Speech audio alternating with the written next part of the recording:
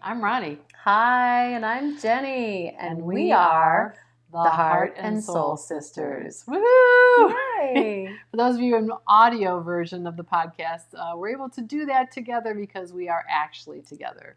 We're so excited. Yeah, we're podcasting during our normal week that we spend together with our families in the summertime. Family reunion week. Yeah, so we're really excited that we can be together to do the podcast. Yes, we are.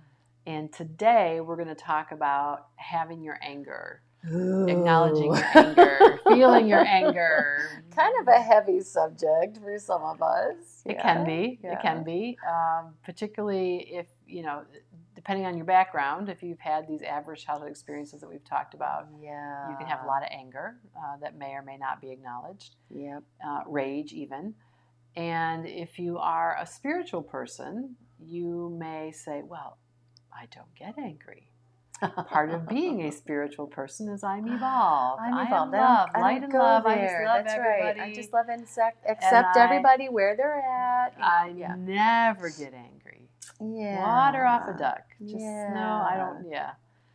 No. Yeah, I used to tell myself that. Oh yeah. A lot. Yeah. And then it would build up and come out like Attila the Hun on rare occasions. You ask my husband and children, they're like, Mama's channeling the Viking warrior again. Whoops. Yeah. Whoops. Yeah, it's not a pretty place to be. Yeah. To witness or to be in either. It doesn't feel good. Well, we grew up in a household where anger was used to control. Our dad in particular, and Mom and Dad both would get angry, but Dad really used his anger to control. And well, that was his main emotion.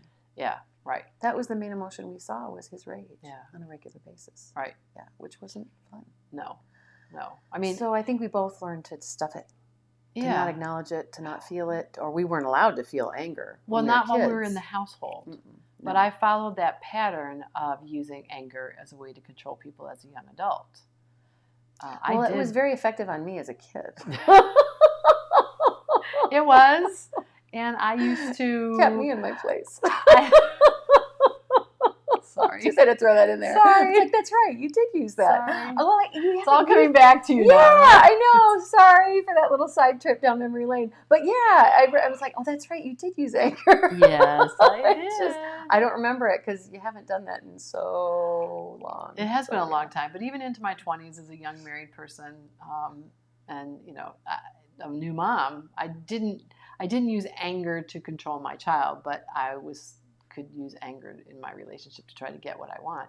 Because when people are afraid of you, they back off. Right. I mean, the old saying, it's better to be feared than loved. If you want results, yes, it is. You want to get what you want. If you want healthy relationships, real genuine human connection, no, not so much. But anger is effective. And for those of us who grew up with a lot of anger directed at us, saw our own anger as destructive at some point, which is what I did. I came to the conclusion that my anger was not helping me. I didn't like the way it felt. It wasn't, doing good things in my relationship. And so I did all the work, a lot of which we've talked about already in previous podcasts, to try to let go of the anger, to try to get to a place where anger is not one of my, more prevalent emotions. So then, just talking about this, I'm sorry to interrupt, but my heart is racing. Yeah. My gut is tightening up, and it's like, we're going there. Oh, no. When you talk about this. Okay, I'm fine. No, you're not. What's coming up for you? What's coming up for you? Oh, I think it's triggering, just talking about the anger and talking about some of those memories is triggering a major stress response in me. It's like fight or flight. Oh, I feel like I need to run. I feel like I need to hide. Seriously. Yeah. Whoa, that's funny. I didn't think that was going to happen, but let me check my pulse on my phone. It's been in the 60s. I think right now it's in the 90s. It's like, no. And I haven't had any caffeine because I'm, Yeah, we're caffeine free now. Whoa. But yeah, I'm sorry to hear that. Oh, that's But it you know, is another opportunity for healing, right? yes, right. But it is something that doesn't go away. You know, we talked Yeah. in our podcast a couple weeks ago about writing our book, and as we've been going through that, we call up some of those old fears, and Wow, stomach yeah. goes in the knots, and so it's a what do I want to say? It's the grip can lessen over time, but at least in our experience, it hasn't gone completely away. Right? We can Definitely it gets better. still feel the emotions of being on the receiving end of It's still anger, there. which is part of my motivation for wanting to get rid of it. Once I realized that I was reproducing the patterns of our father in particular, um, I wanted to do whatever I could to let go of that anger. So a lot of the work I've done that I've talked about in the podcasts before helped to diffuse that. Um, but it sort of got to a point where I was not naming anger that actually exists, anger that has a purpose. Because anger does serve what I would call a righteous and spiritual purpose. If you have been wronged, Yeah. it calls it out. If you see injustice being, perpetrated on other people, then you there's a righteousness to that anger, right? It's the right thing to be angry that someone is not being treated appropriately. So, but if you've said anger is bad, and I don't feel anger, I'm not going to let myself get angry. I'm going to deny that I'm feeling angry. That's no better than denying any of the other emotions that you might have. Yeah, I think a lot of us, I know I did, I'm a bad person if I'm angry. Yeah. If I'm angry, I'm going to be doing bad things because the people that we trusted were angry a lot, and they did really bad things when they were angry. They caused severe pain, inflicted severe pain on our bodies. Right. And so I did not want to be an angry person, which is why I tried, I think, for so long to ignore that I was feeling angry, try to rationalize why that person was acting that way and reasoning it out. And I think that's a big part of my struggle with depression for so long. Depression, I mean, anger turned inward is depression, right? You know, so I think there was just so much anger, and it was so overwhelming that I didn't want to acknowledge it at all. And if you're a nice person, you're not angry. You're not hostile. Especially if you're a woman, right? I mean, there are gender sort of differences at play here too. Sure. So and that's why I think it would bottle up, and a lot of the injustices would just build up over time until it came out like a volcano at not the best moments, usually. And so we had a situation recently where we have a farm, and we've hired our neighbor for a number of years to cut our hay because we don't have the hay equipment and the tractor. And the last couple of years, he hasn't wanted to do it, which that's his prerogative. But we couldn't find anyone last year, so we had to pay another person to brush hog our hay field so it wouldn't go to seed and be ruined. Plus our neighbors, because we've been paying a nominal fee to cut her hayfield, which is right next door to us. Back when we had more animals and our kids were home, and our daughter had her 2 cows, and our other daughter had goats, and so this year, later in the season, later than usual, we came upon a man that was willing to come and cut our hayfields. He's been doing that for a lot of different hayfields through the county in our area, and he was perfectly happy to do a barter where he took a portion of the hay, and we told him we had to get a minimum certain amount so that we had enough for our horses, and we had some to help our daughter Abby, who lives downstate with her husband John, and they have cows and goats, and hay is much more expensive in Lower Michigan. So we had hoped to get more hay, but anyway, my husband agreed to giving whatever percentage. And it ended up there were more square bales for us on our neighbor's field that he cut.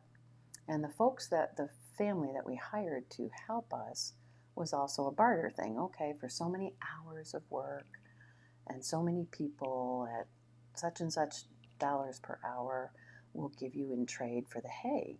For each bale of hay is worth so much a bale.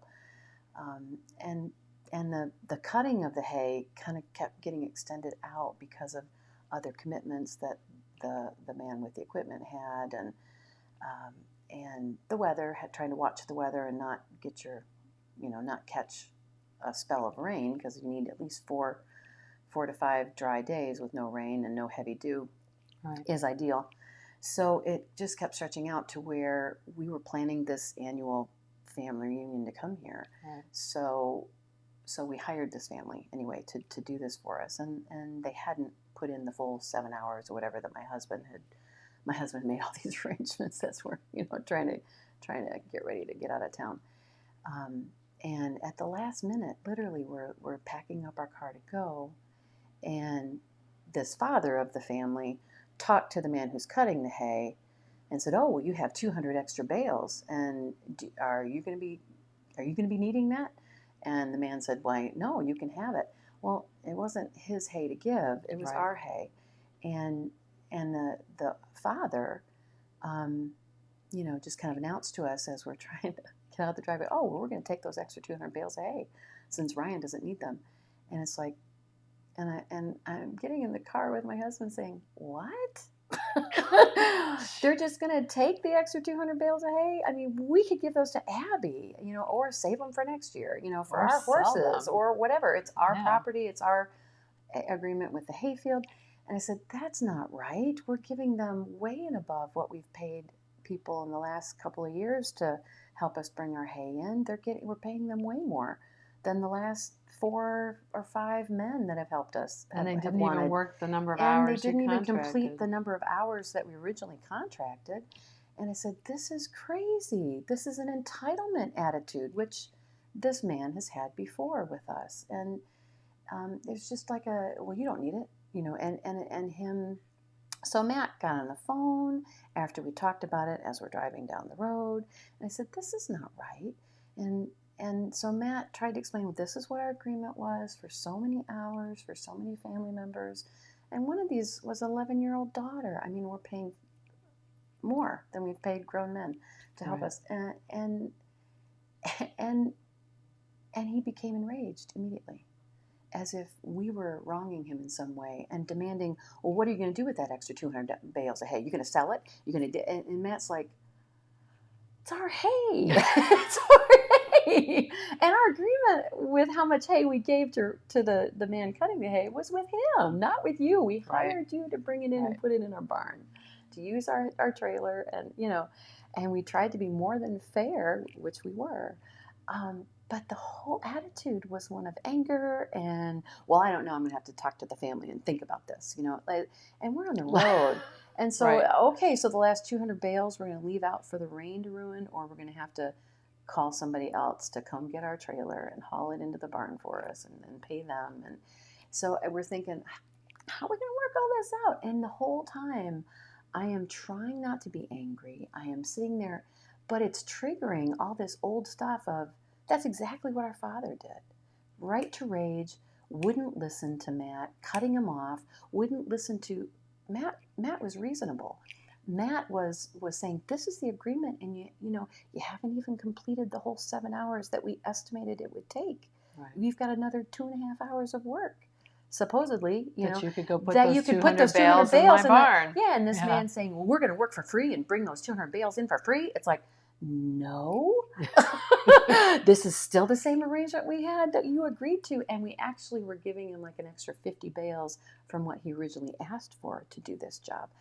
So then he's going to get another 200, plus.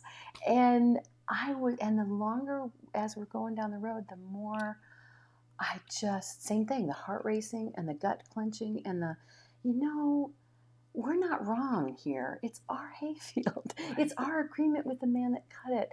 And you were hired, and you were more than happy to do this job for a certain number of hours, whatever, and you're basically blackmailing us, Right. And that's exactly what happened. And I said, Matt, tell him never mind. Plus, he wanted us to store his hay that we were giving him in our barn. Oh, and we'll just store the hay in your barn. It's like, oh, okay. It was just an expectation. It's like, well, and I'll use you for your storage for your barn too. Yeah. It's like just an attitude of entitlement as the only thing I can think of to phrase it. So this is how we're starting our vacation to come for our family reunion, and right. And it's just like I said to Matt. I said, Matt, every dealing we've had with this man has been, he wants to take a piece out of you and run you down, and you try to be extra generous with him, and he wants more, or he expects more, and you're never going to make him happy. And now we're totally at his mercy, and he knows it. So I was really angry, and it was funny because when you and I were talking about it, which I didn't want to spend any more emotional energy on this. But you couldn't help it. But I couldn't help it. I couldn't help it. And I was like, that's what happens when you're wrong. angry. Yes. It's just so wrong. Yes. We pay rent on that hayfield. We have our own hayfield. And you expect us to give you all that extra hay that right. is worth money. And by the way, we because we didn't know we were going to have our hayfield cut and baled this year, we already bought 200 bales from somebody else at market price. The market price. Right. So we're already out the money for that. And it's like we could have had all of our hay and done the barter, but we didn't know that ahead of time. So I'm like, we are getting the shaft every way I can look at this. And I'm supposed to feel good about this? No. So we were talking about it. And you're right. You said, he's using anger to manipulate you guys, just like Dad. He's using his anger to manipulate you. And so, of course, later, he didn't call Matt back. He had one of his sons call Matt back as we're driving on the road and said, well, we've come up with a compromise. We'll split the hay with you.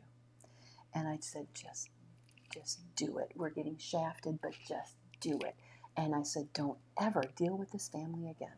We're done. We're done getting treated like right. they're doing us some big favor, plus, they want more. Yeah. And if you don't give them more, you're screwing them over. It's just like, in what way is this fair on any level? I don't see it.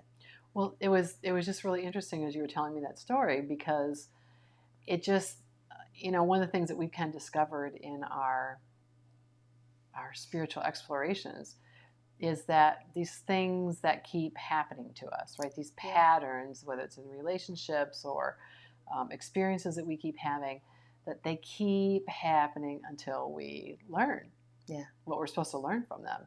And like you said, you haven't dealt with these folks in a while because they've called up, they haven't treated you well, and they've called up some really, really nasty feelings from you, in you.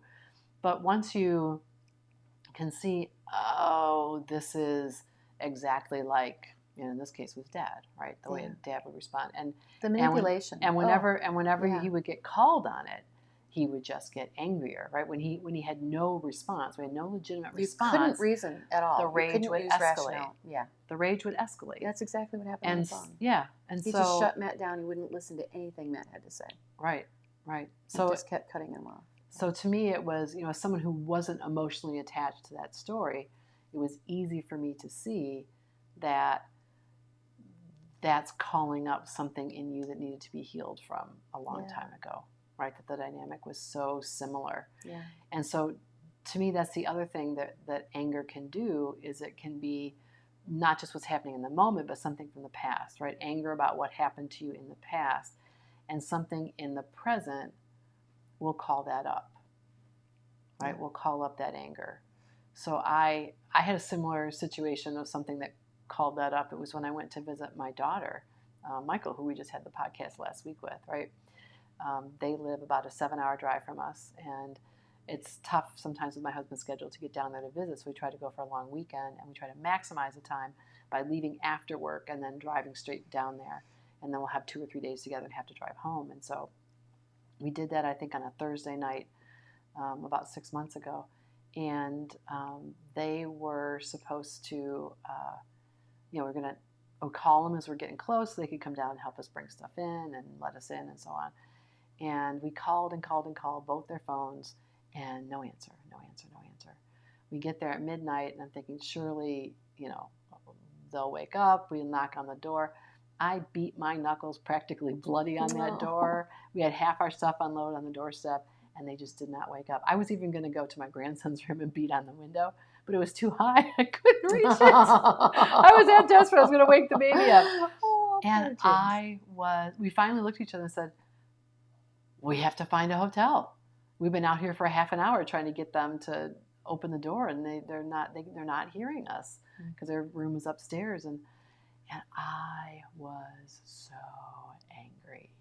So what did that tap into? What did that tap into, Ronnie?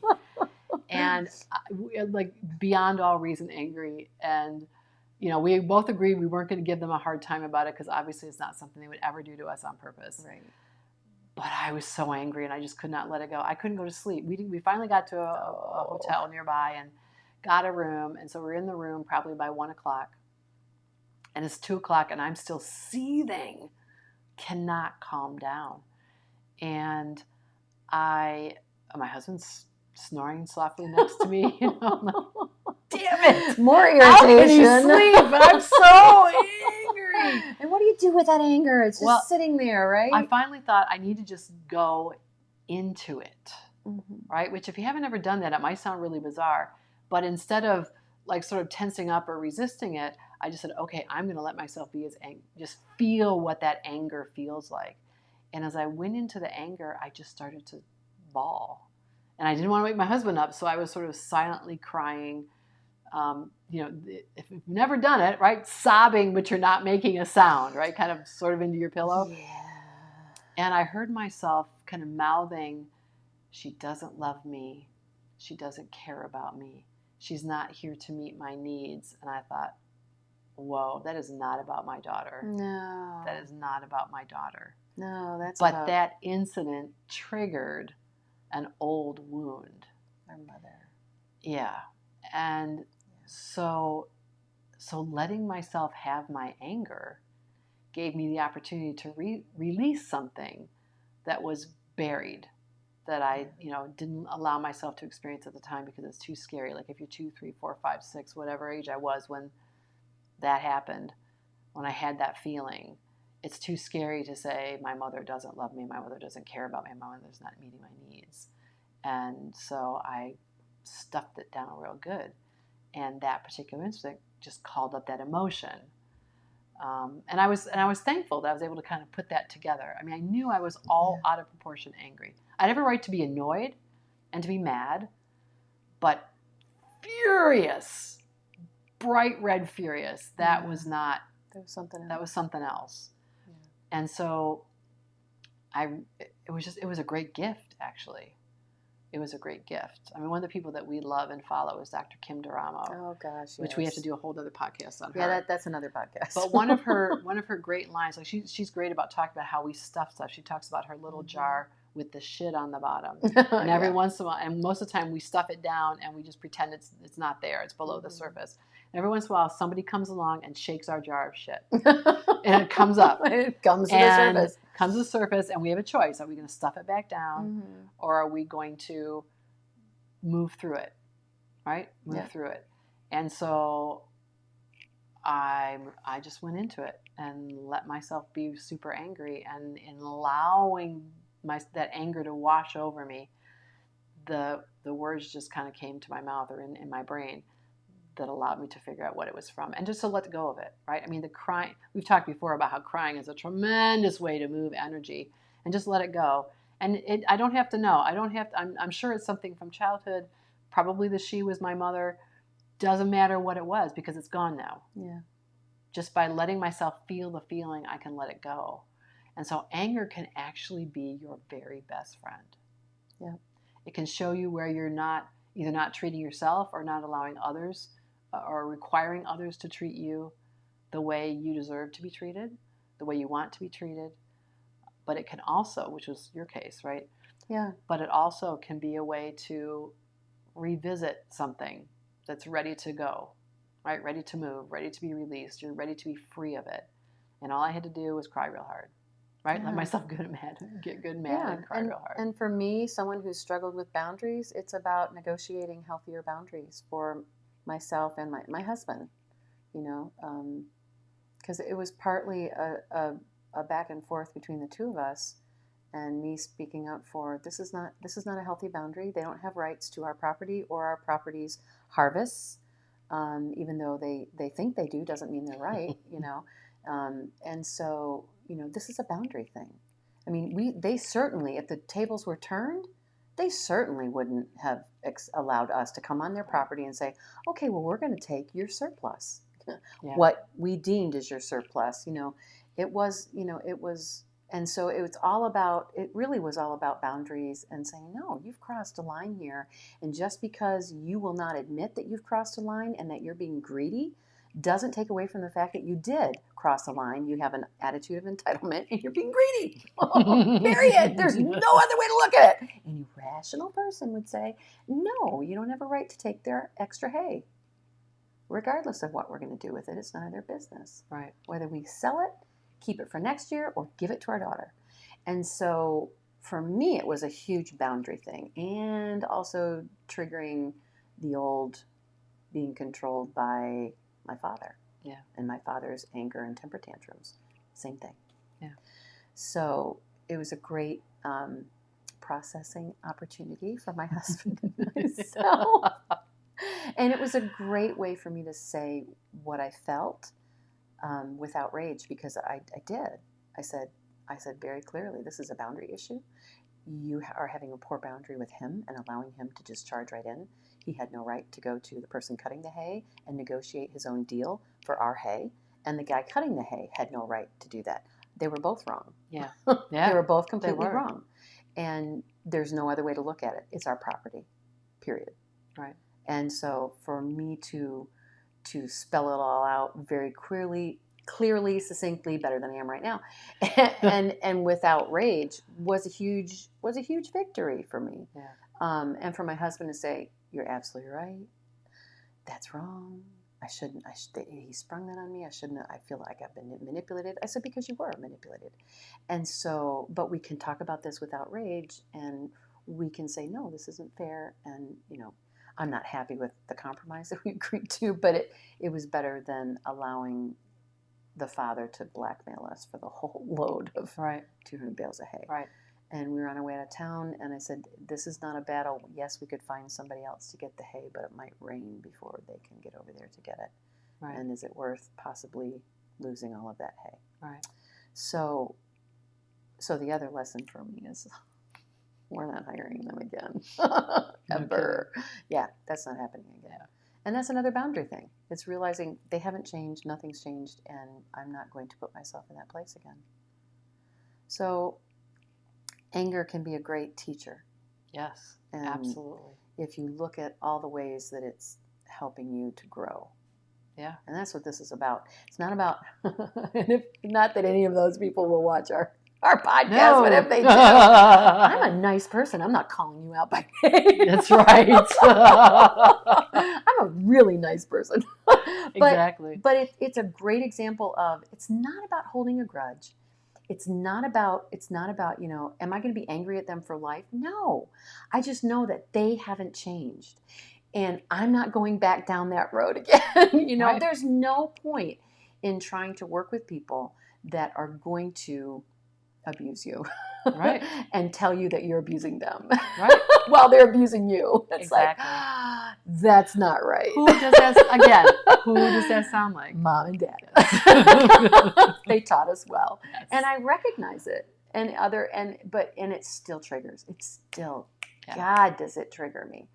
But I'm so much better at setting those boundaries, you know, now than 20, 30 years ago. So, Yeah, so there's a purpose for the anger. Yes. Don't be afraid of it. It can be a gift. If you're given that gift, right? The question, how is this the best thing that could That's ever ever happen to me? me, right? Right? That's the other Dr. Kim Dr. question. Kim's question. It's a great question. When something's terrible is happening, how is this the best possible thing that could have happened? Yes. And in that, and you know what was funny with that incident with my daughter is I had the wherewithal to think, I know Dr. Kim would ask me this question. I am not ready to answer it. There is no way that this is the best possible thing that could have happened to me. There is no way. Yeah. And of course, by, in less than 12 hours, I had realized that it was actually. It was a great gift. It was. It was. Yeah. And when I shared that with Michael, she said, "You're welcome." Because that's the kind of gal she is. She couldn't resist teasing me. Yeah, she's awesome. So don't be afraid. Get angry. Explore your anger. Feel your anger. Find out why it's there. Yeah. And then how can you act upon that in a healthy way that's good for you? Absolutely. So let us know how it goes. And my heart rate has gone down now. Oh, good. I feel so much better. Well, then it's time to end, I think. I think so. Time to go swim. So, as always, we'd love to hear any feedback you have on the video or audio version of this podcast, and questions that you have. We definitely welcome them. Absolutely. And until next time, wishing you much light, much love, and so many, many blessings. Very many blessings. Until next time. Bye.